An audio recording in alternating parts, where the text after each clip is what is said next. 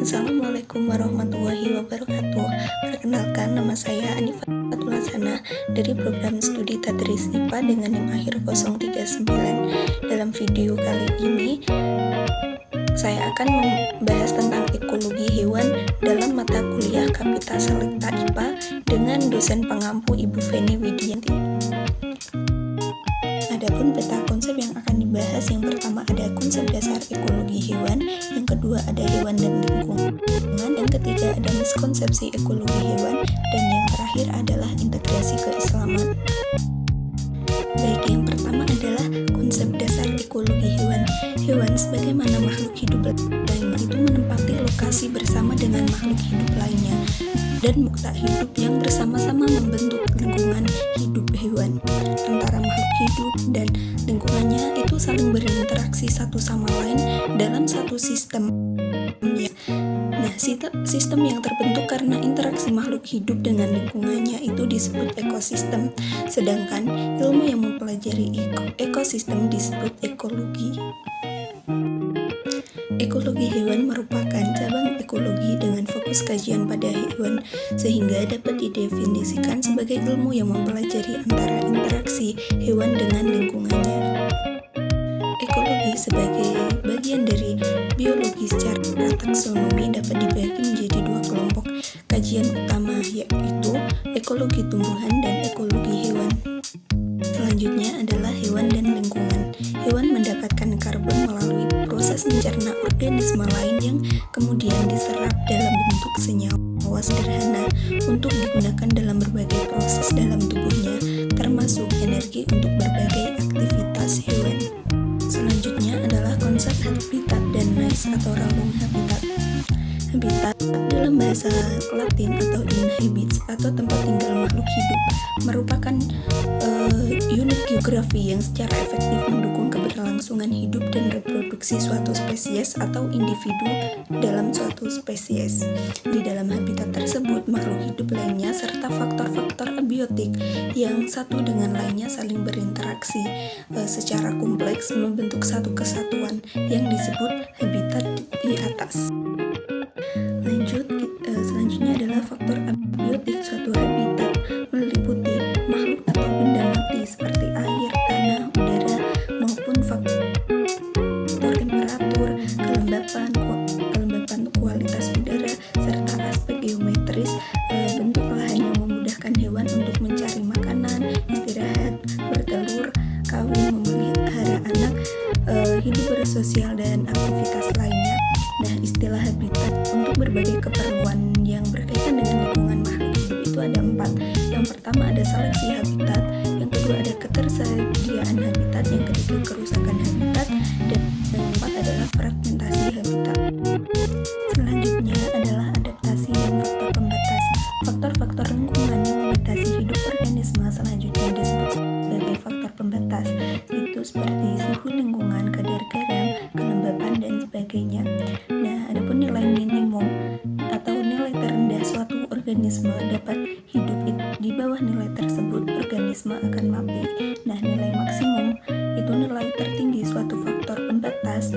Jika di atas nilai tersebut, organisme akan mati. Nah, selanjutnya ada rentang optimum.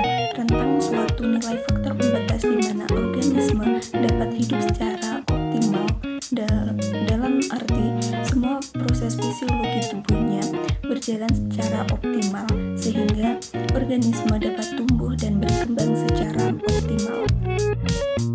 Pendek tahun 1969 mengklasifikasikan respon menjadi 5 macam, yaitu yang pertama ada semu, yang kedua ada letal, yang ketiga ada berarah, dan yang keempat pengontrolan, dan yang terakhir ada defisien. Selanjutnya, sumber daya bagi kehidupan hewan. Itu yang pertama ada makanan. Berdasarkan kemampuan organisme dalam sintesis makanan dibedakan menjadi 2, yaitu autotrof dan heterotrof. Yang kedua itu ada oksigen. Oksigen digunakan untuk proses pernafasan. Dan yang ketiga itu tempat. Hewan itu memerlukan tempat untuk melakukan aktivitas sehari-hari. Dan yang keempat itu ada air. Hewan tidak mungkin bisa lepas dari air karena merupakan komponen terbesar dalam tubuh, yaitu mencapai 95%. Selanjutnya adalah adaptasi hewan. Yang pertama ada adaptasi morfologi, merupakan penyesuaian diri hewan terhadap perubahan faktor lingkungan dengan cara memodifikasi struktur dan bentuk. Adapun adaptasi ini muncul sebagai respon evolusioner hewan untuk tetap mampu bertahan dan bereproduksi. Contohnya yang pertama itu ada modifikasi alat gerak atau ekstremitas, yang kedua modifikasi bentuk dan ukuran paruh burung, yang ketiga ada modifikasi bentuk gigi dan lain sebagainya. Yang kedua ada adaptasi fisiologi. Secara fisiologi, hewan rumensia memodifikasi bentuk lambungnya menjadi lambung kompleks yang rumen terhadap mikroorganisme penghasil selulase dan enzim. Hewan-hewan penghisap seperti lintah, pacet, dan nyamuk itu menghasilkan zat aneugulasi darah. Yang ketiga ada adaptasi perilaku.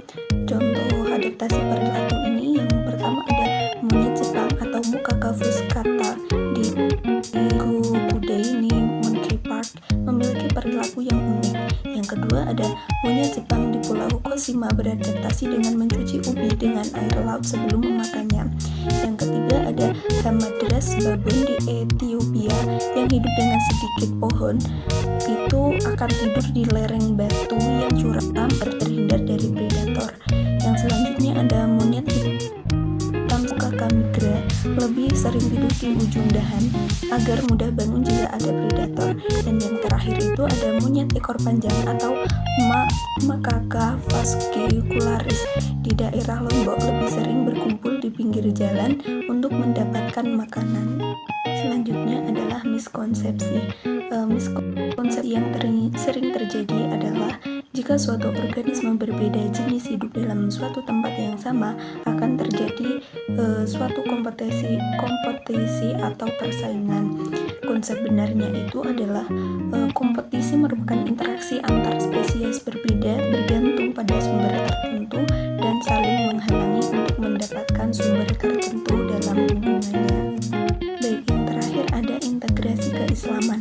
Adapun integrasi ekologi hewan itu ada surah An-Nahl ayat 5 yang berbunyi wal an'ama khalaqnaha lakum fiha dif'un wa manafi'u wa minha ta'kulun, yang artinya dia telah menciptakan binatang ternak untuk kamu, padanya ada bulu yang menghangatkan dan berbagai-bagai manfaat, dan sebahagiannya kamu makan. Sekian pemaparan materi tentang ekologi hewan pada video kali ini.